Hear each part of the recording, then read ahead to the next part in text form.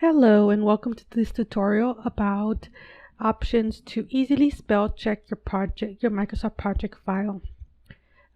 When you're usually using Microsoft Excel, it's easy to see where you will see where you can do spell check, but not in Microsoft Project. So how can we do it? Well, there's two different options that you can do in all the current versions of Microsoft Project, such as 2010, 2013, 2016, and 2019. If you're looking for an option in the older versions like 2007, 2003, well, then you would need to go to your menus and go look for tools and then find spell check under there. Here we'll go over the current versions.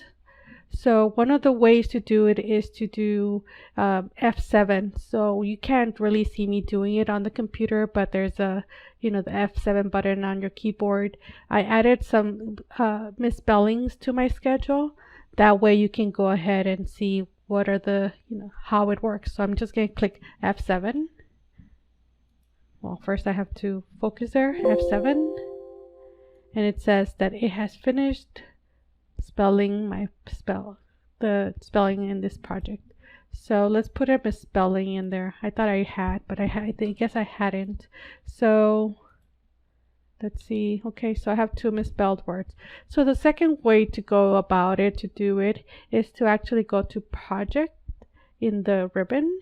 So you go to project tab and then you look all the way to the right, and then you'll see right there, if I hover over it, it says spelling, and then you use the button F7. So this says typos not on our watch. Let us check your spelling. So you just go ahead and click on that, and then it comes up like in Excel or any of the other Microsoft products. Right here it tells you to summary is misspelled, so we just change it.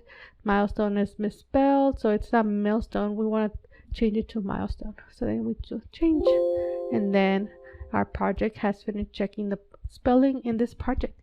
And that's it. That's how easily you can spell check your Microsoft project file. I hope this helps you out, and thank you for joining us on this project tutorial.